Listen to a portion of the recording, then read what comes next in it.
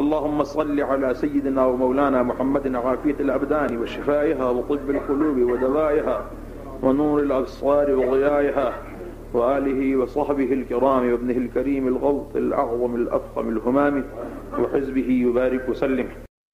حضرات مکرم،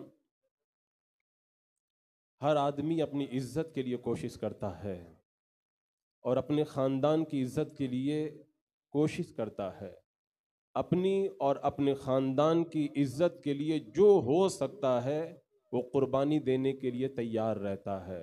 میں کہتا ہوں میری اور ہمارے باپ دادا کی اور سب کی عزتیں اگر ملی ہیں تو رسول اللہ صلی اللہ تعالیٰ علیہ وسلم کے صدقے میں ملی ہے.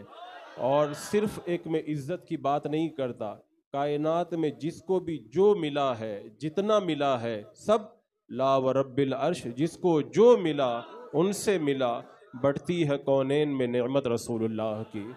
تو جس آقا کے صدقے میں اللہ تبارک و تعالیٰ نے ہمیں ساری کائنات کی نعمتیں عطا فرمائی، اگر ان کی عزت پر حرف آ جائے تو کیا ہمیں زندہ رہنے کا جواز باقی رہ جاتا ہے؟ حضرت حسان رضی اللہ تعالیٰ عنہ نے کتنی پیاری بات کہی تھی، یا رسول اللہ، میری اور میرے باپ دادا کی عزتیں آپ کے ناموز کے لیے ڈھال ہیں. اور بریلی کے امام نے کہا تھا کہ میں بد مذہبوں کے خلاف سخت الفاظ اس لیے لکھتا ہوں کہ وہ میری سختیوں کو دیکھ کر کے جو بھی بکواس کرنا ہے، گالیاں دینا ہے، مجھے دے لیں. جتنی دیر تک مجھے گالی دیتے رہیں گے اتنی دیر تک میرے آقا صلی اللہ تعالیٰ علیہ وسلم کے ناموز کا تحفظ ہوتا رہے گا.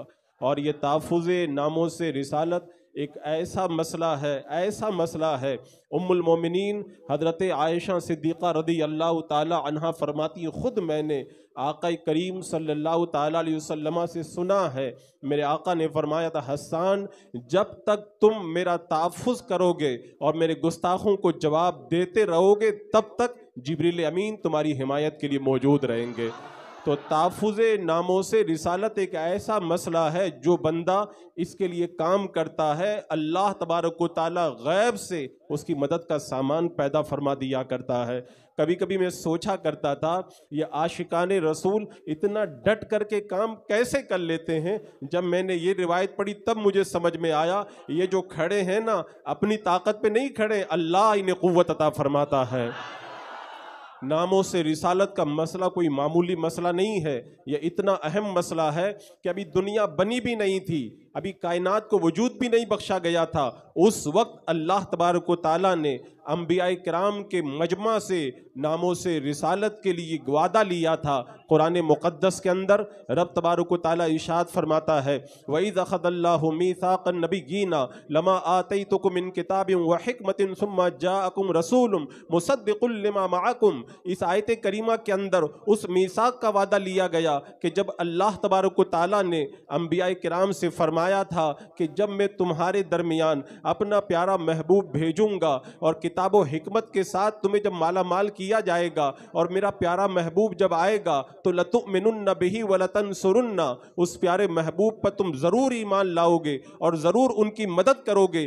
اس آیت کریمہ کے حوالے سے حضرت مولا علی مشکل کشا رضی اللہ تعالیٰ عنہ نے ارشاد فرمایا کہ ہر عہد کے اندر انبیاء کرام سے رب نے یہ وعدہ لیا کہ اگر میرا محبوب تمہارے دور میں آ جائے تو میرے محبوب پر تم ایمان لانا اور میرے محبوب کی تم مدد کرنا. تو اللہ کے رسول علیہ السلام کی مدد کا جو وعدہ انبیاء کرام سے لیا گیا، اس سے یہ واضح ہو جاتا ہے کہ ناموس رسالت کا مسئلہ اتنا اہم ہے کہ دنیا بننے سے پہلے ہی پروردگار عالم نے انبیاء کرام سے اس کا وعدہ لے لیا تھا. اور حضرات مکرم، ناموس رسالت کے مسئلے کو اگر سمجھنا ہو تو آپ اس طرح بھی سمجھ سکتے ہیں، جب تک قرآن مقدس نازل ہوتا رہا اس وقت اگر کوئی میرے آقا صلی اللہ تعالیٰ علیہ وسلم کی شان رفیع کے اندر بدتمیزی کرتا تھا تو اللہ تبارک و تعالیٰ قرآن مقدس کے اندر اس کا رد فرماتا تھا اور اپنے حبیب کے ناموز کی حفاظت فرماتا تھا۔ جب عاص بن وائل نے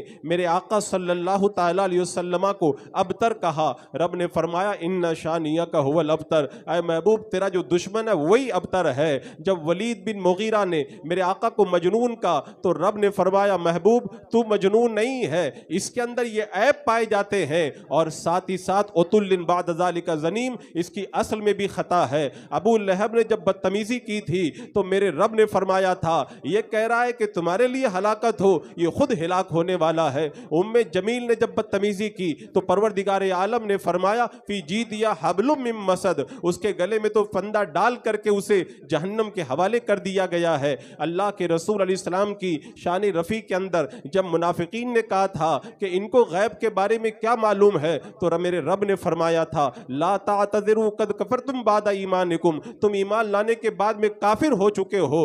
اور جب عبداللہ ابن ابی منافق نے کہا تھا کہ معاذ اللہ یہ ذلت والے ہیں، تو رب نے فرمایا تھا وللہ العزت ولرسولہ وللمؤمنین، اللہ عزت والا، رسول عزت والے، اہل ایمان عزت والے ہیں۔ میں کہتا ہوں پورا قرآن آپ پڑھ کر کے دیکھ لو، جب بھی کوئی بدتمیزی کرتا تھا تو ناموں سے رسالت کی حفاظت اللہ تبارک و تعالی قرآن مقدس کو نازل فرما کر کے قرآن کی آیتیں اتارا کرتا تھا، اور پھر اگر کوئی بارگاہ مصطفیٰ کے ادب کے خلاف بھی کرتا تھا نا تو خود میرا رب انہیں ادب سکھایا کرتا تھا۔ اگر کوئی میرے آقا سے پہلے قربانی کر لے، رب فرماتا تھا لا تقدموا بین ید اللہ ورسولی، میرے محبوب سے آگے مت بڑھو، اللہ اس کے رسول سے آگے مت بڑھو۔ اور اگر کوئی میرے آقا صلی اللہ تعالیٰ علیہ وسلم کی ارادے سے اگر بری نیت کر کے یہ بات کہتا تھا کہ راعینا، تو میرا رب فرماتا تھا اے میرے محبوب کے غلاموں لا تقولوا راعینا، آج کے بعد میں راعینا مت کہنا، انظرنا کہنا۔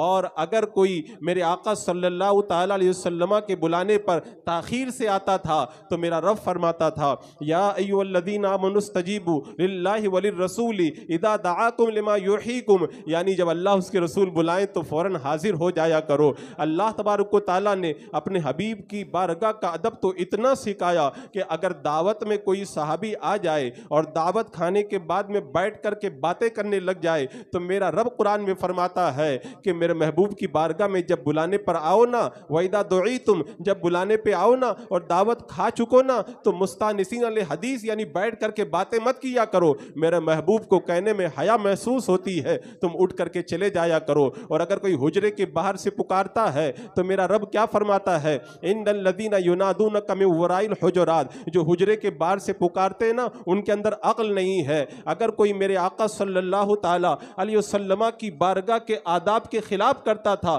اللہ تبارک و تعالیٰ آیت کریمہ اتارتا تھا لا ترفعوا اصواتکم فوق صوت النبی، محبوب کی آواز پہ آواز بلند مت کرو۔ اگر کوئی بلاتا تھا تو رب فرماتا تھا لا تجلوا دعاء الرسول کدعاء بعضکم بعضا، آپس میں جیسے بلاتے ہو ایسے مت بلایا کرو۔ تو عزیزان مکرم اب قرآن پڑھ کر کے دیکھیں، جب تک قرآن اتر رہا تھا اگر کوئی میرے آقا کی شان میں گستاخی کرتا رب آیت کریمہ نازل فرماتا، اگر کوئی ادب کے خلاف کام کرتا اللہ تبارک و تعالیٰ اس پر تنبیہ فرماتا۔ تو اس سے ناموس رسالت کے مسئلے کی اہمیت آپ حضرات خوب اچھے طریقے سے سمجھ سکتے ہیں۔ آؤ میں آپ کو بتاتا ہوں، ناموس رسالت کا مسئلہ تو اتنا اہم ہے، اتنا اہم ہے کہ انسان تو انسان، جانور تو جانور، زمین کو بھی پتا ہے کہ گستاخ کو پناہ نہیں دینا ہے۔ میرے آقا صلی اللہ تعالیٰ علیہ وسلم کی بارگاہ میں ایک کاتب تھا جو قرآن کی کتابت کرتا تھا، اہل کتاب کے بہکاوے میں آیا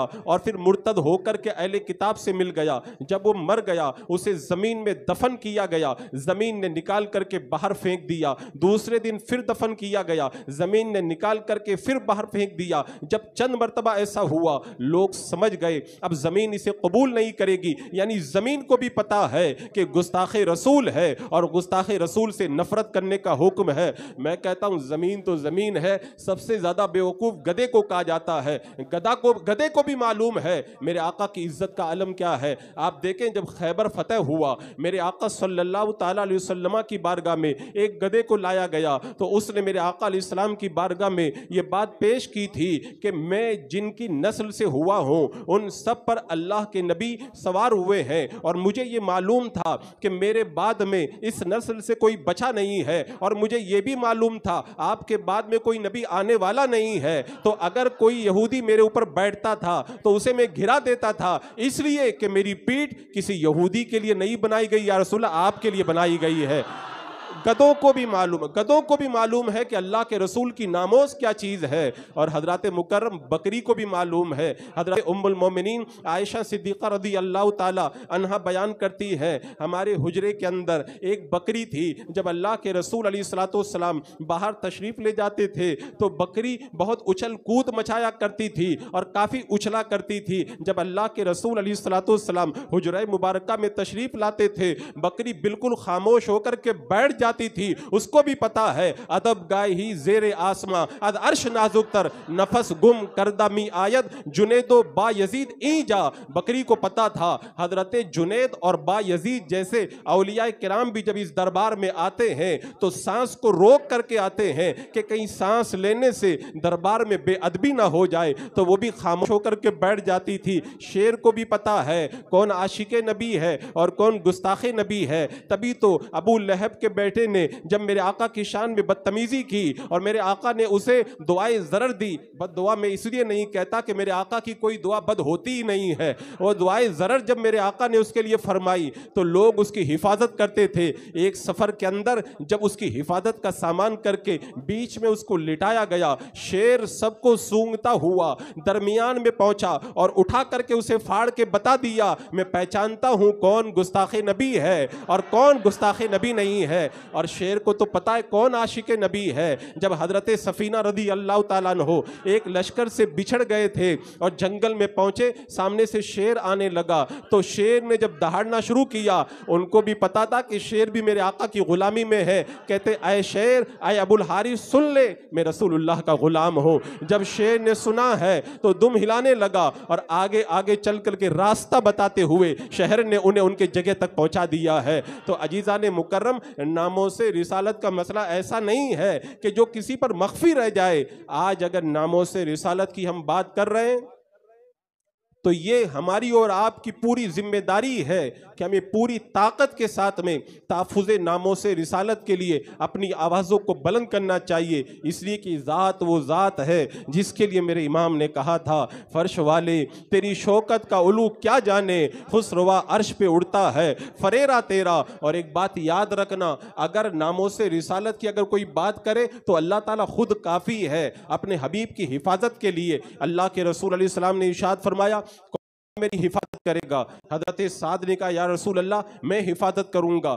آپ کے خیمے کے باہر حضرت سعد حفاظت کرنے لگے۔ تھوڑی دیر کے بعد میں میرے آقا نے بلایا اور بلا کے کہا سعد تم چلے جاؤ، مجھے حفاظت کی کوئی ضرورت نہیں ہے، اللہ نے آیت کریمہ اتار دی ہے واللہ یعصمک من الناس، اللہ آپ کی لوگوں سے حفاظت کرے گا۔ تو جب اللہ خود حفاظت کرنے والا ہے تو پھر ہمیں کیوں کہا جاتا ہے کہ ناموں سے رسالت کے لیے تم آگے بڑھو؟ تو میں بتاتا ہوں، جس طرح اللہ کو ہماری عبادت کی کوئی ضرورت نہیں ہے، وہ بے نیاز ہے، ہمیں عبادت کا حکم اس لیے دیا گیا تاکہ ہماری آخرت سنور جائے، اسی طرح اللہ کے رسول کے ناموز کی حفاظت کے لیے کسی کی ضرورت نہیں، اللہ کافی ہے، لیکن ہم گنہگاروں کو یہ خدمت اس لیے سونپی گئی تاکہ ہماری دنیا اور آخرت روشن ہو جائے۔ ورنہ میرا رب قرآن میں کیا فرماتا ہے، الا تنصروہ فقد نصر اللہ، اگر تم نے محبوب کی مدد نہ کی تو بے شک اللہ نے اپنے حبیب کی مدد فرمائی ہے۔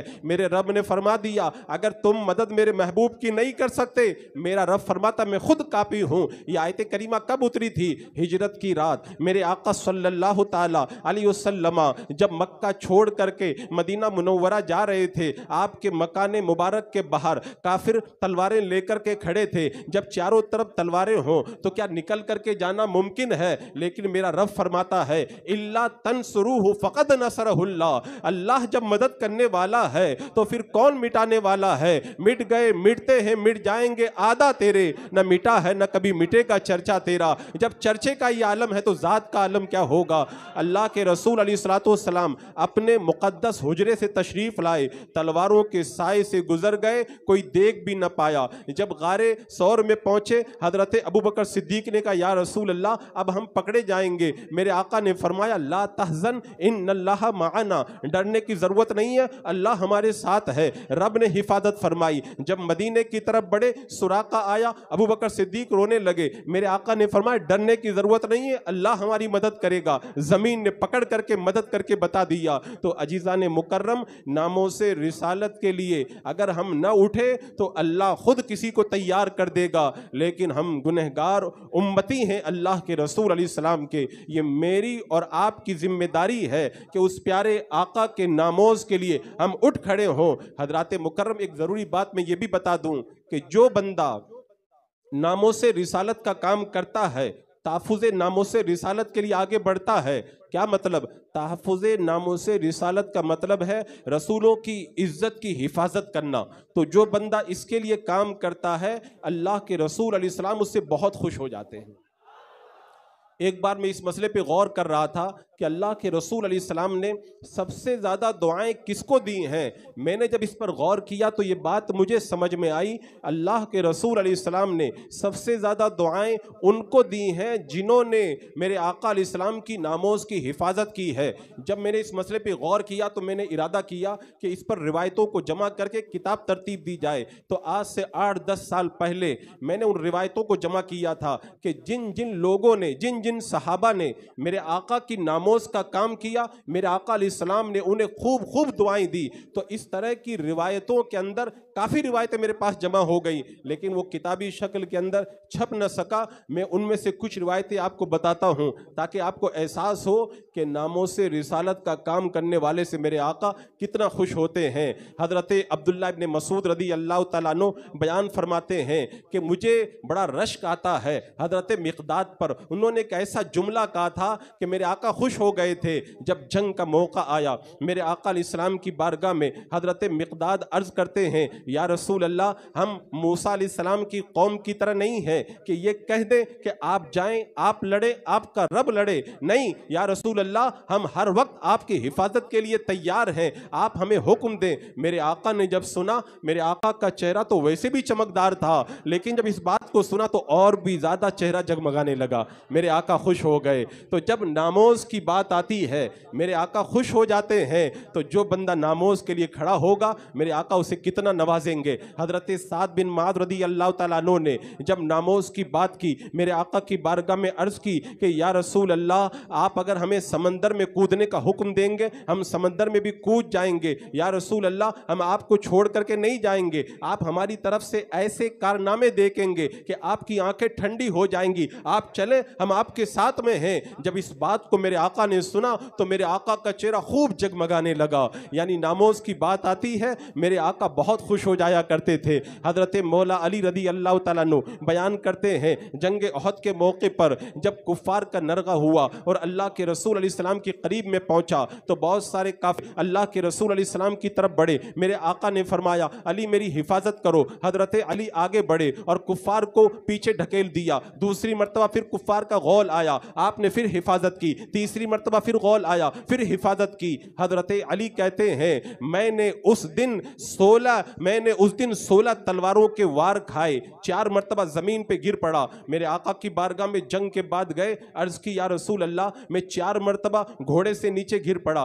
جب بھی میں نیچے گرتا تھا، ایک خوبصورت نوجوان آتا تھا، مجھے اٹھا کر کے گھوڑے پر بٹھا دیا کرتا تھا۔ میرے آقا نے فرمایا تمہیں معلوم ہے وہ کون تھے؟ کہا نہیں معلوم ہے۔ میرے آقا نے فرمایا وہ جبریل امین تھے، وہ جبریل امین تھے۔ اور پھر میرے آقا نے دعا کیا دی، ناموس رسالت پہ جب بندہ کام کرتا ہے، میرے آقا نے دعا کی، اے اللہ، فرمایا میرے آقا علیہ الصلوۃ والسلام نے رب کی بارگاہ میں دعا کرتے ہوئے اور ارشاد فرمایا اے علی، اے علی، اللہ تمہارے چہرے کو خوب خوب روشن فرما دے، تمہاری آنکھوں کو خوب خوب روشن فرما دے۔ یعنی ناموس کا کام کرو کہ میرے آقا ایسے دعائیں عطا فرمائیں گے۔ لوگ آ کر کہتے ہیں نا حضرت دعا کر دو، یہ ہو جائے وہ ہو جائے۔ میں کہتا ہوں دعا مت کرواؤ، تم میرے آقا کی ناموز کے لیے کام کرنا شروع کر دو، گنبد خضرا کے مکی تمہیں ویسے ہی دعائیں عطا فرمائیں گے۔ اور کیسے دعا عطا فرمائیں گے؟ جب ایک بدبخت نے میرے آقا کی شان کے اندر بدتمیزی کی، اللہ کے رسول علیہ السلام نے حضرت کعب بن مالک سے کہا جواب دو۔ آج لوگ کہتے ہیں اعلیٰ حضرت نے اتنے سخت اشعار لکھ دیے، اتنے سخت اشعار نہیں لکھنا چاہیے۔ آؤ میں آپ کو بتاتا ہوں سخت اشعار کو سن کر کے میرے آقا کتنا خوش ہوتے میرے آقا نے فرمایا کعب بن مالک یہ جو میری بدتمیزی کر رہا ہے اس کو جواب دو. انہوں نے جواب دیا لیکن جواب خوب تگڑا نہیں تھا, میرے آقا کو پسند نہیں آیا. آپ نے اس کے بعد میں عبداللہ بن رواحہ سے کہا آپ جواب دو. انہوں نے بھی جواب دیا لیکن جواب خوب نہیں تھا. میرے آقا نے اس کے بعد میں حضرت حسان سے فرمایا حسان تم جواب دو. حضرت حسان نے کہا اب اس شیر کو بلایا جا رہا ہے جو اپنی دم ہلا رہا ہے, اب جواب دینے کا موقع آیا ہے. اب حضرت حسان نے جب جواب دیا نا میرے آقا کا چہرہ کھل اٹھا اور اس کے بعد میں میرے آقا نے فرمایا حسان جب تک تم میرا دفاع کرتے رہو گے جبریل امین تمہاری مدد کرتے رہیں گے. آج اعلیٰ حضرت کے جب اشعار پڑھے جاتے ہیں نا کل کے رضا ہے خنزر خونخوار برق بار آدھا سے قید و خیر منائے نہ شر کریں, تو یہ لوگ اعتراض کرتے ہیں کہ اتنے سخت الفاظ اعلیٰ حضرت نے لکھ دیے. ارے میں کہتا ہوں میرے امام نے کہا تھا نا کہ یہ رضا کے نیزے کی مار ہے, کہ عدو کے سینے میں گار ہے, کسے چارہ جوئی کا وار ہے, یہ وار سے پار ہے. یہ اشعار انہوں نے اپنے ذہن سے نہیں بلکہ حضرت حسان سے سیکھے ہیں. جب کوئی سخت جواب دیتا ہے میرے آقا اس سے بڑا خوش ہوا کرتے ہیں. اور آپ دیکھیں جنگ احد کے موقع پر جب اللہ کے رسول علیہ السلام پر حملہ ہونے لگا میرے آقا علیہ السلام نے فرمایا کون میری حفاظت کرے گا, یعنی جو میرے آقا کی حفاظت کرتا آقا اس سے کتنا خوش ہوتے ہیں. حضرت طلحہ کھڑے ہوئے کہا میں موجود ہوں, کہا اور کوئی, ایک انصاری کھڑے ہوئے کہا یا رسول اللہ میں ہوں. میرے آقا نے اجازت دی, وہ گئے اور شہید ہو گئے. پھر کافروں کا غول آیا, میرے آقا نے فرمایا کون حفاظت کرے گا, حضرت طلحہ کھڑے ہوئے, میرے آقا نے فرمایا اور کوئی, پھر ایک انصاری کھڑے ہوئے, میرے آقا نے اجازت عطا فرمائی, وہ بھی لڑنے لگے, شہید ہو گئے. بار بار حملہ ہوتا, حضرت طلحہ کھڑے ہوتے, میرے آقا حضرت طلحہ کو منع فرما دیتے, دوسرا انصاری آگے بڑھتا, 11 انصاری صحابہ نے جام شہادت نوش کر لیا. اخیر کے اندر حضرت طلحہ نے جب دفاع کیا اور اتنا آپ نے دفاع فرمایا کہ آپ کا ہاتھ شل ہو گیا. اس کے بعد میں آقا کریم علیہ السلام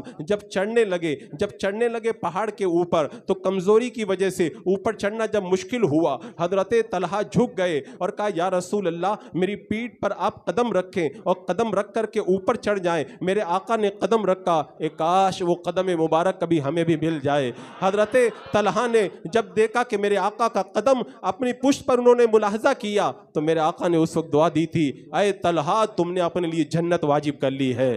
اے حیدرآباد کے خدا خواہ مسلمانوں, ایسے موقع پر جب کہ میرے آقا کی شان میں گستاخیاں ہو رہی ہے جنت واجب کرنے کا اچھا موقع ملا ہوا ہے. آقا کی ناموز کے لیے کھڑے ہو جاؤ, اللہ تبارک و تعالیٰ تمہیں جنت عطا فرما دے گا, کیونکہ جو میرے آقا کی ناموز کے لیے کھڑا ہوتا ہے. ایک روایت مجھے یہاں پہ یاد آئی, جب ایک خالد نامی بدبخت نے میرے آقا علیہ السلام کی شان میں بدتمیزی کی, میرے آقا نے فرمایا کون اس سے بدلہ لے گا, کون بدلہ لے گا. یہ وہابیہ کیا کہتے ہیں نرمی کرنا چاہیے, اللہ کے رسول نے تو اپنے دشمنوں کو بھی معاف کر دیا ہے. میں کہتا ہوں تم نے خالی معافی والی روایتیں پڑھی ہیں, ابھی ان روایتوں کو تم نے کبھی پڑھا نہیں ہے. جب میرے آقا نے بدلہ لینے کا حکم دیا تو حضرت عبداللہ ابن انیس کھڑے ہوئے, کہا یا رسول اللہ میں بدلہ لوں گا. اب وہ گئے ہیں اور سفر کر کے جاتے ہیں اور انہیں قتل کر کے اس خالد کا سر کاٹ کر کے جب روانہ ہوئے ہیں تو راستے میں کافروں نے پیچھا کیا, وہ ایک غار میں چھپ گئے. لوگوں نے یہ تو پڑھا ہے کہ اللہ کے رسول علیہ السلام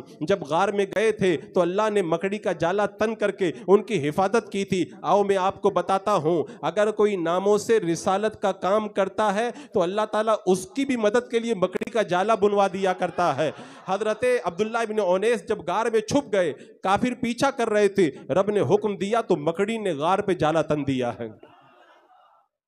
اب وہ بعد میں نکل کر کے آئے میرے آقا علیہ السلام کی بارگاہ میں, انہوں نے سر لا کر کے گستاخ کا پیش کیا. میرے آقا نے انہیں جنت کی بشارت بھی دی اور کیا فرمایا, یہ میرا عصا لے لو اور کل قیامت کے دن جنت میں جاؤ گے تو اس عصا سے تم ٹیک لگانا. حضرت عبداللہ ابن انیس کا جب انتقال ہوا انہوں نے وصیت کر دی کہ جب میرا انتقال ہو جائے تو اس وقت میں یہ عصا میرے کفن میں رکھ دینا تاکہ میں یہ نشانی لے کر کے کل قیامت کے دن آقا کی بارگاہ میں جاؤں گا. آئے حیدرآباد کے مسلمانوں یہ بتاؤ کہ حضرت عبداللہ ابن انیس کو تو وہ نشانی مل گئی تھی, کل جائیں گے میدان قیامت میں آقا کو عصا دکھا کے کہیں گے یا رسول اللہ یہ وہ نشانی ہے جو میں نے ناموس کے کام کرنے پر آپ سے حاصل کی تھی، کل قیامت کے دن میرے آقا نے ہم سے پوچھ لیا کہ تم نے ناموس کا کیا کام کیا ہے، تو ہمارے پاس میں کون سی نشانی ہوگی؟ جب پوچھا جائے گا میری شان میں بدتمیزی ہو رہی تھی، لوگ گستاخیاں کر رہے تھے، میرے نکاح پر اعتراض کر رہے تھے، تم نے اس وقت کیا کیا تھا،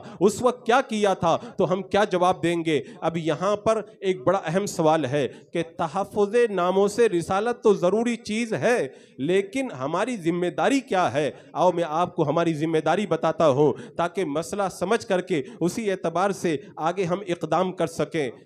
ناموس کی حفاظت کے لیے ذمہ داری کیا ہے؟ تو ذمہ داری کے پہلے دو باتیں سن لیجئے، ایک ہوتا ہے ہنگامی حالات، ایک ہوتا ہے عام حالات۔ کیا بات؟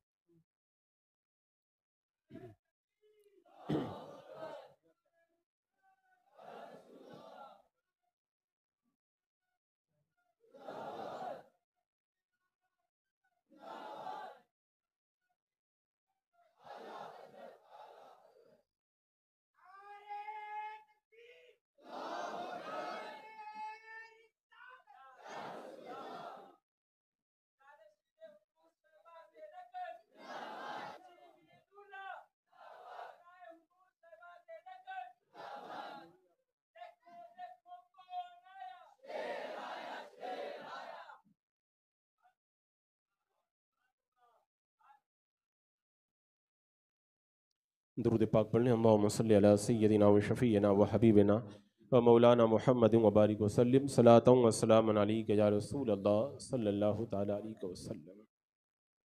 آپ ملاحظہ کر رہے ہیں بڑی شدت سے جن کا آپ کو انتظار تھا وہ ہستی بھی تشریف لا چکی ہیں، اور ابھی مجھے کتنی دیر بولنا ہے؟ میں نے تحفظ ناموس رسالت کے حوالے سے کچھ باتیں آپ کے سامنے رکھی ہیں۔ اب ہماری ذمہ داری کیا ہے، اس حوالے سے کچھ باتیں میں آپ کی گوش گزار کر دوں تاکہ جو لوگ اس سلسلے میں اقدامات کرنا چاہتے ہیں ان کے لیے کچھ لائحہ عمل اس سلسلے میں ان کے سامنے آ سکے۔ حضرات مکرم، کوئی اگر ناموس رسالت کا کام کرنا چاہے تو ذمہ داری کے حوالے سے یاد رکھا جائے، ایک ہوتے عام حالات، ایک ہوتے ہنگامی حالات۔ عام حالات کے اندر تحفظ ناموس رسالت کا کام کرنے کے لیے آپ صرف کیا کریں؟ محبت رسول اور اتباع سنت۔ یہ عام حالات کی میں بات کر رہا ہوں، ہنگامی حالات کا معاملہ الگ ہے، اس لیے کہ اللہ کے رسول صلی اللہ تعالیٰ علیہ وسلم کے ناموس پہ اگر کوئی کام کرنا چاہے گا تو سب سے پہلے اہم اور ضروری چیز یہ ہے کہ اس کے دل کے اندر عظمت مصطفیٰ ہو۔ جب تک عظمت مصطفیٰ دل میں ہوگی نہیں، کوئی بندہ ناموس کا کام کرنے کے لیے آگے بڑھے گا نہیں۔ تو جو دل کے اندر عظمت پیدا ہوتی ہے وہ محبت رسول اور اتباع سنت سے پیدا ہوتی ہے۔ تو عام حالات کے اندر آپ محبت رسول کا ثبوت پیش کریں اور سنت کی پیروی کریں، اپنی زندگی کے چال ڈھال اور ہر قدم کے اوپر میرے آقا صلی اللہ تعالیٰ علیہ وسلم کے اسوہ کے اوپر عمل کریں۔ میرے آقا کیسے کھایا کرتے تھے، کیسے چلا کرتے تھے، کیسے آپ گفتگو فرمایا کرتے تھے، آپ کیسے سویا کرتے تھے، جب قدم قدم پہ میرے آقا کے نقوش پاک کو دیکھو گے دل میں محبت پیدا ہوگی، اور جب محبت پیدا ہوگی تو ناموس پر کام کرنے کا جذبہ بھی پیدا ہوگا۔ یہ عام حالات کی بات ہے۔ اور پھر دوسرے ہیں ہنگامی حالات، جیسے آج ہم دیکھ رہے ہیں میرے آقا علیہ السلام کی شان رفیع کے اندر بدتمیزی ہو رہی ہے۔ ہنگامی حالات کے اندر کیا حکم ہے؟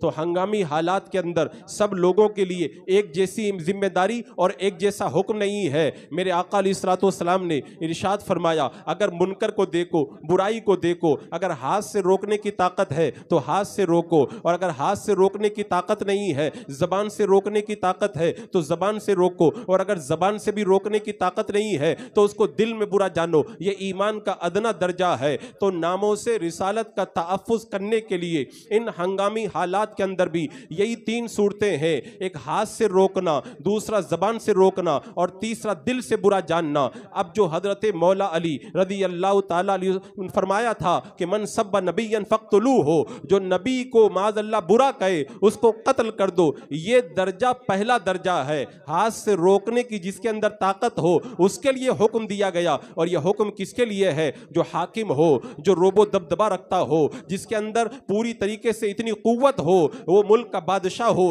یا ملک کا امیر ہو، جس کے ہاتھ کے اندر احکامات ہو، وہ اس طریقے سے گستاخان رسول کے خلاف ان ہنگامی حالات کے اندر اقدام کرے گا، جیسا کہ ہم نے دیکھا حضرت خالد بن ولید رضی اللہ تعالی عنہ کو پتا چلا مالک بن نویرہ نے قرآن مقدس کے اندر صاحبکم پڑھا اور صاحبکم سے تعریض کی اور تعریض کرتے ہوئے اللہ کے رسول کی شان میں گستاخی کی۔ حضرت خالد بن ولید ہاتھ سے روکنے کی طاقت رکھتے تھے، انہوں نے اس بدبخت کو قتل کر کے تحفظ ناموس رسالت کا کام انجام دیا۔ اسی طرح آپ دیکھیں جب مسلمانوں کی خلافت کے اندر ایک مسئلہ مفتیان کرام کی بارگاہ میں پیش ہوا کہ ابراہیم فزاری نامی بدبخت نے میرے آقا کی شان میں گستاخی کی، سارے فقہائے کرام جمع ہو گئے، مقدمہ سنا گیا، گستاخی ثابت ہو گئی، علماء نے فتویٰ دیا اس کو قتل کیا جائے، قتل کرنے کے بعد میں سولی پہ چڑھا دیا جائے، اس کے پیٹ کے اندر خنجر کھوپا گیا اور اسے سولی پہ چڑھا دیا گیا، بعد میں اس کو اتارا گیا اور اتار کر کے جب اسے جلانے کے لیے تیار ہوئے، اس کے بدن سے جو خون نکلا تھا ایک کتا آیا اس خون کو چاٹنے لگا، تو جس قاضی نے فیصلہ کیا تھا قاضی یحییٰ بن عمرو، انہوں نے کہا کہ سچ فرمایا میرے آقا صلی اللہ تعالی علیہ وسلم نے کہ کسی مسلمان کا خون کبھی بھی کتا نہیں چاٹتا ہے، اس کے خون کو کتے نے چاٹ لیا، اس کا مطلب یہ ہے گستاخ رسول مسلمان ہو نہیں سکتا ہے۔ جب قاضی یحییٰ بن عمرو نے اس بات کو پیش کیا تو جتنے مفتیان کرام تھے سب پکار اٹھے، آپ نے صحیح فرمایا ہے یہ گستاخ رسول ہے، تبھی تو کتے نے اس کے خون کو چاٹا ہے۔ تو ہنگامی حالات میں جو ہاتھ سے روکنے کی طاقت رکھتا ہے اس کے لیے حکم دیا گیا، جیسا کہ آپ نے دیکھا ہوگا سلطان عبد الحمید کے زمانے میں خلافت عثمانیہ کے اندر جب استنبول کے اخبار کے اندر یہ خبر چھپی تھی کہ ایک فلم کو جو اللہ کے رسول علیہ السلام پر بنایا گیا ہے پیرس کے اندر ریلیز کیا جانے والا ہے، اس وقت سلطان عبد الحمید نے تلوار ہاتھ میں لے کر کے یہ کہا تھا جب تک میں زندہ ہوں کسی کی یہ مجال نہیں میرے آقا کے ناموس کے اوپر کوئی حملہ کر سکے۔ فوراً سفیر کو طلب کیا اور سفیر کو بلانے کے بعد میں جلال کے عالم میں کہا اگر اس ڈرامے کو نہیں روکا گیا تو میں تمہارے ملک کو تباہ کر دوں گا۔ جب سلطان کے غصے کو دیکھا اور عشق رسول کے جذبے کو دیکھا سفیر بھی لرز گیا اور پھر اس فلم کو روک دینا پڑا تھا۔ یہ اللہ نے ان کو طاقت دی تھی۔ آج ہم دیکھ رہے ہیں کہ جس طریقے سے گستاخی کرنا فیشن بن گیا ہے اس کی وجہ کیا ہے؟ آج خلافت مسلمانوں کی باقی نہیں رہ گئی ہے۔ جب خلافت تھی اس وقت اگر کوئی گستاخی کرتا تھا ایک للکار اڑتی تھی، کفر کانپتا ہوا نظر آتا تھا۔ اور عزیزان مکرم آپ دیکھ رہے ہیں نا یہ جو گستاخی کا فیشن بنا ہوا ہے، اصل میں معاملہ یہ ہے اسلام پھیل رہا ہے، اسلام کی طاقت بڑھ رہی ہے، لوگوں کے پاس میں اسلام کی حقانیت کا کوئی جواب نہیں ہے، اور جس کے پاس کوئی دلیل نہیں ہوتی ہے تو کھسیانی بلی کھمبا نوچے والا حساب ہے۔ یعنی جن کے پاس دلیل نہیں ہوتی وہ گالی اور گولی سے بات کیا کرتے ہیں۔ یہ گستاخ بھی وہی کر رہے ہیں، یہ بتا رہے ہیں اسلام کی حقانیت کے مقابلے کے اندر ہمارے پاس کوئی دلیل نہیں ہے، اور اس طرح گستاخی کر کے وہ مسلمانوں کے جذبات کو بھڑکانا چاہتے ہیں۔ تو میرے آقا علیہ الصلوۃ والسلام نے بتا دیا ہے ایسے موقع پر منکر کے خلاف اگر ہاتھ سے روکنے کی طاقت ہے تو تمہیں ہاتھ سے روکنا ہوگا۔ آپ مسلمانوں کی تاریخ پڑھ کر کے دیکھ لیں، جس دور کے اندر مسلمان ہاتھ سے روکنے کی طاقت رکھتے تھے وہ ہاتھ سے ان ظلم و ستم کو اور تحفظ ناموس رسالت کے خلاف اٹھنے والی آوازوں کو روکا کرتے تھے۔ اور اگر کسی کے پاس میں ہاتھ سے روکنے کی طاقت نہیں ہے تو پھر دوسرا درجہ آتا ہے۔ دوسرا درجہ کیا ہے؟ زبان سے روکنا۔ زبان سے روکنے کا مطلب کیا ہے؟ اگر عالم ہو تو اسٹیج کے ذریعے ناموس رسالت کی آواز کو بلند کرو۔ اگر عوام میں سے ہو تو جن جگہوں کے اندر تمہاری آواز پہنچ سکتی ہے، جیسے مثال کے طور پر تم اگر ممبر و پارلیمنٹ ہو تو پارلیمنٹ کے اندر آواز اٹھاؤ، اگر کسی جگہ کے ایم ایل اے ہو تو اپنی سطح پر وہاں پر آواز اٹھاؤ۔ اگر کوئی بندہ زبان سے روکنے کی طاقت رکھتا ہے گستاخیوں کی اور خالی دل میں برا جانے تو اللہ تعالیٰ اسے معاف نہیں کرے گا، اور اگر کوئی ہاتھ سے روکنے کی طاقت رکھتا ہے صرف زبان سے بات کرے تو اللہ تبارک و تعالیٰ اسے معاف نہیں کرے گا۔ جو زبان سے روکنے کی طاقت رکھتا ہے وہ زبان سے روکے، اور جو زبان سے روکنے کی طاقت نہیں رکھتا ہے وہ دل کے اندر برا جانے گا۔ آج آپ دیکھ لیں جتنی بھی گستاخیاں ہو رہی ہیں، جو لوگ زبان سے روکنے کی طاقت رکھتے ہیں وہ اپنے منہ میں دہی جما کر کے بیٹھے ہوئے ہیں اور میرے آقا کی ناموز کے اوپر اٹھنے والے اعتراضات کا جواب دینے کے لیے اپنی زبانوں کو نہیں کھول رہے ہیں۔ کل قیامت کے دن میرے آقا کی بارگاہ میں جب وہ جائیں گے، میرے آقا نے اگر پوچھ لیا تو کیا جا کر کے جواب دیں گے؟ اور حضرات مکرم ایک بات میں یہ بھی بتا دوں، یہ جو فیشن چل پڑا ہے اللہ کے رسول علیہ السلام کی شان میں گستاخیوں کا، اس کا پس منظر کیا ہے؟ اس کے پس منظر پر جب میں نے غور کیا تو یہ بات مجھے سمجھ میں آئی کہ اصل میں جب مسلمانوں کی طاقت ہر دور کے اندر بڑھتی رہی تو یہود و نصارہ پر ریسرچ کیا کہ آخر مسلمانوں کی طاقت بڑھ کیوں رہی ہے؟ کیا فوج کی وجہ سے؟ کیا فوج تو زیادہ نہیں ہے، مال کی وجہ سے؟ مالدار بھی زیادہ نہیں ہے، تعداد کی وجہ سے؟ بولے جہاں پر تعداد میں زیادہ ہیں وہاں پر بھی کوئی ایسی بات نہیں، اس لیے کہ مدینے میں مٹھی بھر تھے، جب بھی یہ غالب تھے انہوں نے اس پر غور کیا، ریسرچ کیا تو انہیں روایتوں کے اندر کچھ ایسی باتیں ملی جن سے یہ سمجھ گئے کہ مسلمانوں کی طاقت کیا ہے۔ مثال کے طور پر ایک روایت میں بتاتا ہوں، جب اللہ کے رسول صلی اللہ تعالیٰ علیہ وسلم مقام حدیبیہ میں پہنچے عمرہ کے ارادے سے، ادھر سے عروہ بن مسعود کو ان لوگوں نے جاسوسی کے لیے بھیجا۔ عروہ بن مسعود جب حدیبیہ کے مقام میں آئے، میرے آقا علیہ السلام وضو بنانے کے لیے بیٹھے، آپ نے جب اپنے دست مبارک کو دھلا، پانی کا قطرہ ٹپکا، صحابہ نے ہاتھوں میں لے لیا، کلی فرمائی، پانی نکلا، صحابہ نے ہاتھوں میں لے لیا، آپ نے اپنے ناک مبارک کے اندر پانی رکھا، باہر نکلا، صحابہ نے ہاتھوں میں لے لیا، جس کو نہ ملا اس نے دوسرے کے ہاتھ سے مس کیا، کسی نے سینے سے لگا لیا، کسی نے آنکھوں سے لگا لیا، کسی نے پیشانی سے لگا لیا۔ جب یہ سارا منظر عروہ بن مسعود نے دیکھا، دیکھ کر کے وہ مکہ گئے، اور مکہ جانے کے بعد میں انہوں نے کافروں سے کہا کہ سنو سنو، میں نے نجاشی کا دربار دیکھا ہے، قیصر کا دربار دیکھا ہے، کسریٰ کا دربار دیکھا ہے، میں بانگ دہل اس بات کا اعلان کرتا ہوں کہ میں نے جیسے دیوانے محمد کے دیکھے ہیں ایسے دیوانے میں نے کسی کے نہیں دیکھے ہیں۔ فوجوں سے تو لڑا جا سکتا ہے، ہتھیاروں سے لڑا جا سکتا ہے، لیکن دیوانوں سے نہیں لڑا جا سکتا۔ عروہ بن مسعود نے یہ کہا تھا کہ جو قوم اپنے نبی کے جسم سے جدا ہونے والے پانی کا قطرہ زمین پر نہیں گرنے دیتی، وہ قوم یہ کیسے گوارا کرے گی کہ اس نبی کے خون کا قطرہ زمین پہ گر جائے؟ اگر ایسا موقع آیا تو یہ قوم نبی کے خون کے قطرے کو زمین پر گرنے سے پہلے اپنی جانوں کا نذرانہ پیش کر دے گی۔ دیوانگان عشق محمد کو دیکھ کر گھبرا گئی ہے۔ گردش دورہ کبھی کبھی یہ مسلمانوں کے عشق عالم ہے، قوت عشق سے ہر پس کو بالا کر دے، دہر میں اس میں محمد سے اجالا کر دے۔ اے عشق تیرے صدقے جلنے سے چھٹے سستے، جو آگ بجھا دے گی وہ آگ لگائی ہے۔ عروہ بن مسعود نے مسلمانوں کی طاقت یہ بتائی تھی۔ یہود و نصارہ نے جب مسلمانوں کے خلاف کام کرنا شروع کیا تو اس کے بعد میں انہوں نے ٹارگیٹ فکس کیا کہ عشق رسول کو ختم کرنا ہے۔ اب میں آپ کو بتاتا ہوں ان کے کام کرنے کا طریقہ کیا ہوا، آپ یہ طریقہ سمجھ جائیں تاکہ ناموس رسالت کے لیے کیا ذمہ داری آپ کے ذمہ عائد ہوتی ہے وہ بھی آپ کے سمجھ میں آئے۔ انہوں نے غور کیا، پتہ چل گیا عشق رسول طاقت ہے۔ اب اس کے بعد میں انہوں نے دو میدان قائم کیے، ایک اعتقادی میدان، ایک عملی میدان، کہ عشق رسول کے دو پہلو ہیں، ایک اعتقادی پہلو ہے، ایک عملی پہلو ہے، یعنی دل میں محبت رسول ہو، اس کا تعلق تو دل سے ہے، لیکن نبی کے نقش قدم پہ چلیں، اس کا تعلق عمل سے ہے۔ تو انہوں نے ان دونوں میدانوں میں عشق رسول کم کرنے کے لیے کام کرنا شروع کیا۔ پہلا کام اعتقادی طور پر عشق رسول کو ختم کرنے کے لیے انہوں نے گم فرقوں کو پیدا کیا، گمراہ فرقوں کو پیدا کیا۔ میں پوری ذمہ داری کے ساتھ یہ بات کہنا چاہوں گا، ہندوستان کی سرزمین پر 1822 سے پہلے شیعہ سنی کے علاوہ کوئی فرقہ نہیں پایا جاتا تھا، کوئی فرقہ نہیں پایا جاتا تھا، نہ کوئی دیوبندی تھا، نہ کوئی وہابی تھا، نہ کوئی رالوی تھا، نہ کوئی قادیانی تھا، نہ کوئی صلح کلی تھا، نہ کسی اور فرقے کا کوئی بندہ پایا جاتا تھا۔ 1822 کے بعد میں عشق رسول کم کرنے کے لیے اعتقادی طور پر جب گمراہ فرقوں کو پیدا کرنے کی بات آئی تو سب سے پہلے ان فرقوں کو جنم دینے کے لیے کچھ مولویوں کو خریدا گیا اور اس میدان میں کام کیا گیا۔ مجھے شیخ عبدالحق محدث دہلوی کا وہ جملہ یاد آتا ہے، شیخ محقق نے اپنی ایک کتاب کے اندر یہ لکھا ہے، الحمدللہ میں دیکھ رہا ہوں،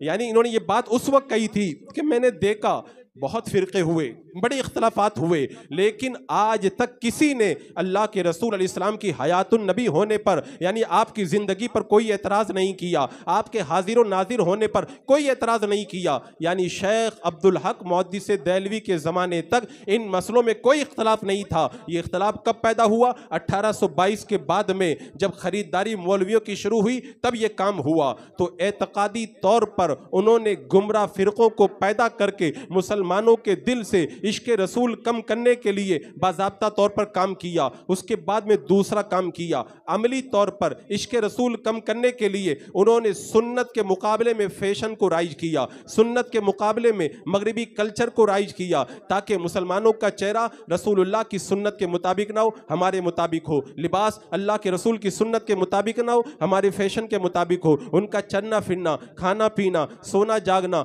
بولنا چپ رہے، معاشرے میں زندگی گزارنا سنت کے مطابق نہ ہو، ہمارے فیشن کے مطابق ہو۔ کیونکہ جب یہ سنت سے دور ہوں گے، عملی اعتبار سے بھی نبی سے دور ہو جائیں گے، اور جب نبی سے دور ہوں گے تو محبت بھی ان کے دل سے نکل جائے گی۔ حضرات مکرم اس طرح باضابطہ طور پر انہوں نے ان دونوں میدانوں کے اندر کام کرنا شروع کیا۔ آج نتیجہ ہماری نگاہوں کے سامنے ہے۔ آج جو آوازیں اٹھ رہی ہیں میرے آقا علیہ السلام کی شان رفیع کے اندر بدتمیزی بھری ہوئی آوازیں، یہ ایسے ہی نہیں اٹھ رہی ہیں۔ پہلے ہمارے دل سے عشق رسول کم کرنے کے لیے ان دونوں میدانوں کے اندر کام کیا گیا ہے۔ اے حیدرآباد کے خوش عقیدہ مسلمانوں، اللہ کا بے پناہ شکر ہے کہ اللہ تبارک و تعالیٰ نے آپ کو یہ توفیق دی ہے کہ میرے آقا کا پیار آپ کے دل میں موجود ہے۔ اب یہ الگ سے ٹاپک الگ ہے، لیکن دو جملے میں اس پر کہوں گا۔ اگر آپ ناموس رسالت کے حوالے سے اپنی ذمہ داری نبھانا چاہتے ہیں تو یہ دونوں کام آپ کو کرنے ہوں گے۔ اعتقادی اعتبار سے انہوں نے جو میدان قائم کیا وہاں پہ بھی لڑنا ہوگا، عملی اعتبار سے جو میدان انہوں نے قائم کیا وہاں پر بھی لڑنا ہوگا۔ لڑنے کا طریقہ کیا ہے؟ لڑنے کا طریقہ یہی ہے، انہوں نے عشق کم کرنے کے لیے گمراہ فرقوں کو جنم دیا۔ آپ گمراہ فرقوں سے دور رہو، وہابی سے دور رہو، دیوبندی سے دور رہو، مودودی سے دور رہو، قادیانی سے دور رہو، کیونکہ یہ عشق رسول کم کرنے کے لیے پیدا کیے گئے فرقے ہیں۔ اگر آپ کہو گے ہم ناموس رسالت کی بات کرتے اور وہابی کے ساتھ کھائیں گے، ناموس رسالت کی بات کرتے وہابی سے مصافحہ کریں گے، ناموس رسالت کی بات کرتے ہم ان سے رشتہ داری کریں گے، تو سمجھ جاؤ کہ ناموس رسالت کا جو آپ کا دعویٰ ہے وہ دعویٰ سچا نہیں ہے، وہ دعویٰ جھوٹا دعویٰ ہے۔ یہ کام کرنا، اور دوسرا کام، اگر آپ ذمہ داری نبھانا چاہتے ناموس رسالت کے لیے تو عملی میدان کے اندر بھی آپ کو وہی کلچر اپنی زندگی کے اندر داخل کرنا ہوگا جو سنت کے طور پر میرے آقا نے عطا فرمایا ہے۔ ایک طرف تو آپ کہو کہ ہم لوگ ناموس رسالت کا کام کریں گے، کیوں؟ اللہ کے رسول کو خوش کریں گے، اور دوسری طرف داڑھی بھی منڈاتے ہوئے نظر آ رہے ہیں۔ ایک طرف ناموس رسالت کا نام بھی لو اور دوسری طرف آقا کے آنکھوں کی ٹھنڈک نماز کو چھوڑتے ہوئے نظر آئیں۔ ایک طرف ناموس رسالت کا کوئی نام بھی لے اور عورت کہے کہ پردہ کرنا مجھے اچھا نہیں لگتا ہے، تو سمجھ جاؤ یہ ناموس رسالت کا دعویٰ بھی جھوٹا دعویٰ ہے، سچا دعویٰ نہیں ہے۔ ان دونوں میدانوں کے اندر ہمیں ڈٹ کر کے کام کرنا ہوگا۔ اب اس کے بعد میں ہماری ایک مزید ذمہ داری یہ ہے، آج ہندوستان کے جیسے حالات ہیں، ان حالات کے اندر ہم اگر اور کچھ نہیں کر سکتے تو میں عوام سے کہوں گا، اگر ناموس رسالت کے حوالے سے اپنی ذمہ داری کو آپ نبھانا چاہتے ہیں تو ایک کام کریں۔ اب احتجاج کا جو پرانا طریقہ ہے وہ طریقہ اب ختم ہو گیا ہے، اب وہ طریقہ اتنا مؤثر نہیں ہوتا ہے۔ میں منع نہیں کرتا، ویسے بھی احتجاج ہو جیسے ہوتا تھا، لیکن آج یہ ڈیجیٹل دور آ چکا ہے، اور ڈیجیٹل دور کے اندر ڈیجیٹل جو احتجاج ہے وہی کامیاب ہوتا ہے۔ آپ اپنے اپنے علاقے کے اندر ٹیمیں بنائیں، اور ٹیمیں بنا کر کے سب کا ٹویٹر اکاؤنٹ بنوائیں، اور ٹویٹر پر اکاؤنٹ بنوانے کے بعد میں جہاں جہاں بھی معاذ اللہ گستاخی ہو تو فوراً ٹویٹر پر جا کر کے آپ جو ایک تحریک چلائیں اور اس کی ڈٹ کر کے مخالفت کریں، اس لیے کہ ہم نے دیکھا ہے ٹویٹر پر جو آواز اٹھائی جاتی ہے اس کو پوری دنیا میں سنا جاتا ہے۔ کتنے ایسے مسئلے ہیں جن کی طرف کوئی توجہ نہیں دیتا تھا، لیکن جب ٹویٹر پر ٹیک چلایا گیا تو رفتہ رفتہ باضابطہ پوری دنیا کے اندر وہ ایشو بن کر کے رہ گیا۔ آپ اگر کام کرنا چاہتے تو ٹویٹر پر جا کر کے کام کریں۔ دوسرا کام یہ کریں، اس طرح کے چینل اور اس طرح کے سوشل میڈیا پر جو بھی ایکٹیویٹی ہے آپ کے سامنے اگر نظر آئے تو آپ اس کو جو ہے وہ رپورٹ کر کے باضابطہ طور پر اس کے خلاف آپ ایکشن لیں۔ اس کو آپ رپورٹ کر کے آپ اس کو ایکشن لیتے ہوئے اس کو اتنا گرا دیں، اتنا گرا دیں کہ کوئی اس کی طرف توجہ کرتا ہوا نظر نہ آئے، اسے خود بخود وہاں سے اس کو ہٹانے پر مجبور ہو جانا پڑے۔ ہمارے نوجوانوں کا طریقہ کیا ہے؟ اگر کوئی گستاخی کرتا ہے تو اس کو جنگل میں آگ کی طرف پھیلانا شروع کر دیتے ہیں۔ یہ طریقہ درست نہیں ہے۔ اگر کوئی گستاخی کرے آپ پھیلاتے ہیں تو آپ اس کے معاون بن رہے ہیں۔ اس کو دبائیں، ہاں اپنے ذمہ دار لوگوں تک پہنچائیں تاکہ ذمہ دار لوگ اس پر جو کام کرنا چاہتے ہیں وہ کام کریں۔ حضرات مکرم، اگر آپ نے اس کو پھیلایا تو آپ ان کے معاون بنتے ہوئے نظر آئیں گے۔ آپ ان کے معاون نہ بنیں بلکہ اس کو دبانے کی کوشش کریں۔ اور اس کے علاوہ ایک ضروری کام ہمیں یہ بھی کرنا ہے، اپنے علاقے کے اندر جو مسلم نیتا ہیں یا وہ غیر مسلم نیتا جو سیکولر بنتے ہیں ان سے کہیں آپ ہمارے ووٹوں سے منتخب ہو کر کے جاتے، اگر ناموں سے رسالت کے حوالے سے آپ نے ہماری آواز کو نہیں اٹھایا تو آئندہ ہم آپ کا ساتھ نہیں دیں گے۔ لیکن لوگوں کا معاملہ بڑا عجیب ہے، اگر کوئی ہمارے باپ کو برا کہے، ہماری ماں کو برا کہے تو ہم تل ملا جاتے ہیں، حرکت میں آ جاتے ہیں، اور میرے آقا صلی اللہ تعالی علیہ وسلم کی ناموز کے خلاف آوازیں اٹھتی رہے اور بندہ بڑی خاموشی سے اس کو دیکھتا چلا جائے۔ حضرت امام مالک رحمت اللہ تعالی علیہ سے جب خلیفہ ہارون رشید نے پوچھا تھا کہ علماء کرام نے یہ فتویٰ دیا ہے کہ جو اللہ کے رسول علیہ السلام کی شان میں گستاخی کرے تو اس کو کوڑے مارے جائیں، اس کے بارے میں آپ کیا فرماتے ہیں؟ حضرت سیدنا امام مالک رحمت اللہ تعالیٰ علیہ نے جب اس بات کو سنا تو جلال میں آ گئے، اور جلال میں آنے کے بعد میں فرمایا اگر کوئی میرے آقا کی شان میں گستاخی کرے تو اگر وہ گستاخ زمین پر زندہ ہے تو مسلمان کو جینے کا کوئی حق نہیں ہے۔ امام مالک نے بتا دیا کہ اس زمین پر یا تو عاشق رسول رہے گا یا پھر گستاخ رسول رہے گا، لیکن اس کا مطلب اس دور کے اندر یہ نہیں ہے۔ یہ وہ پہلا درجہ ہے جو ہاتھ سے روکنے کی طاقت رکھتے ہیں۔ اگر ہم ہاتھ سے روکنے کی طاقت نہیں رکھتے تو قانونی طور پر اسے سزا دلانے کی کوشش کریں۔ آپ ہمارے بزرگوں کا معمول دیکھ لیں، اگر کوئی گستاخی کرتا تھا نا تو ہمارے بزرگان دین اس کے خلاف اس وقت تک خاموش نہیں ہوتے تھے جب تک کہ اسے کیفر کردار تک نہ پہنچا دیتے۔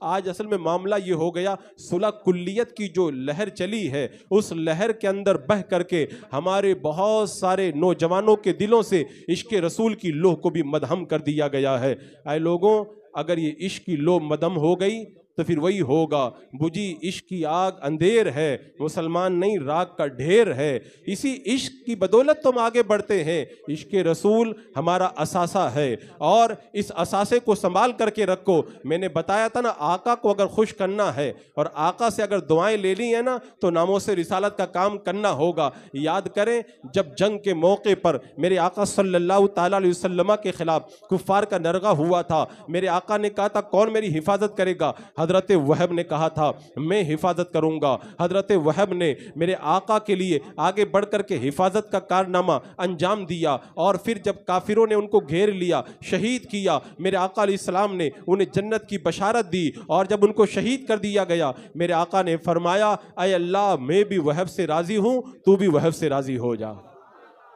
آقا کو راضی کرنا ہے تو ناموز کے لیے کام کرنا ہوگا۔ حضرت عمر کہتے تھے ایسی موت کے اوپر رشک آتا ہے، اے کاش ایسی موت ہمیں بھی آ جائے، آقا کریم علیہ السلام جس سے خوش ہو جائیں، اور میرے آقا صلی اللہ تعالی علیہ وسلم فرما دے کہ اللہ بھی ان سے راضی ہو گیا۔ اور آگے کی بات بڑی مزیدار ہے، جب ان کا جنازہ تیار ہوا انہیں قبر میں اتارا گیا، میرے آقا علیہ السلام نے اپنے گورے گورے ہاتھوں سے انہیں قبر میں اتارا تھا۔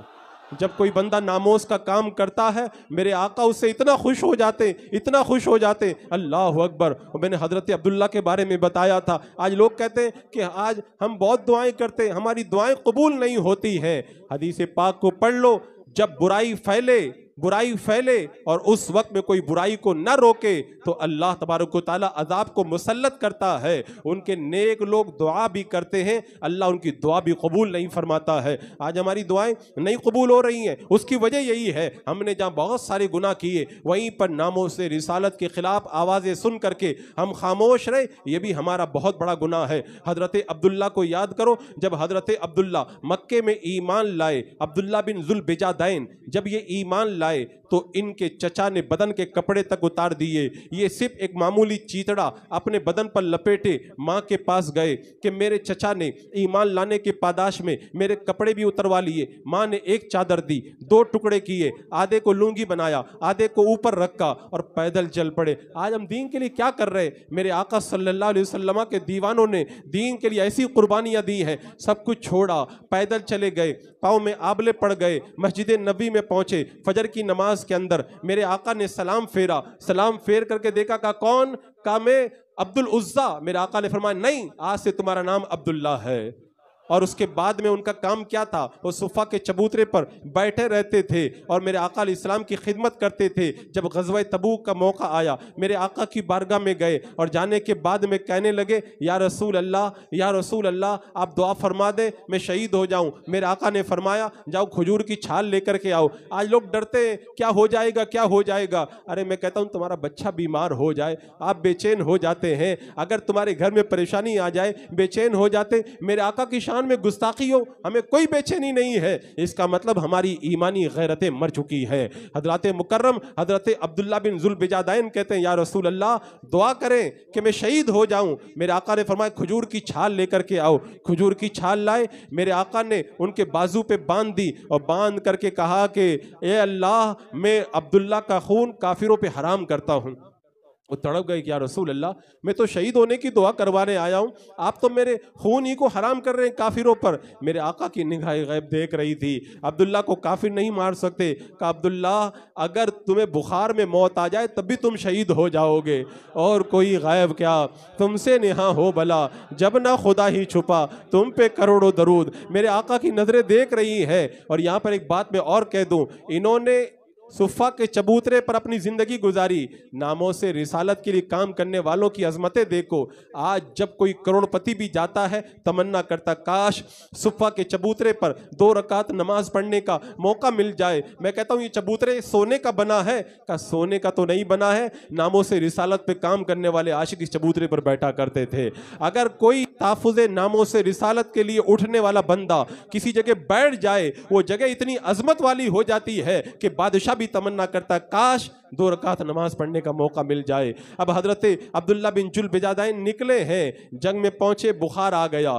جب بخار آیا لیٹے، میرے آقا سرہانے پہ تشریف لائے، نصیب تیرا چمک اٹھا دیکھ تو نوری، عرب کے چاند لہد کے سرہانے آئے ہیں۔ حضرت عبداللہ نے دیدار کیا اور دیدار کیا، قبر تیار ہوئی۔ حضرت ابوبکر صدیق اور حضرت عمر فاروق نے جب قبر کو تیار کیا، جب اندر لیٹنے کی باری آئی میرے آقا قبر میں اتر گئے۔ ارے میں کہتا ہوں آخر آقا کی بارگاہ میں جا کے منہ دکھانا، ناموس کا کام کرو گے تب یہ انعام ملے گا۔ دعا کروائی نہیں جاتی ہے، دعائیں خود بخود ملا کرتی ہے۔ اور اس کے بعد میرے آقا نے جو جملہ کہا تھا نا، اے اللہ میں بھی عبداللہ سے راضی ہوں، تو بھی عبداللہ سے راضی ہو جائے۔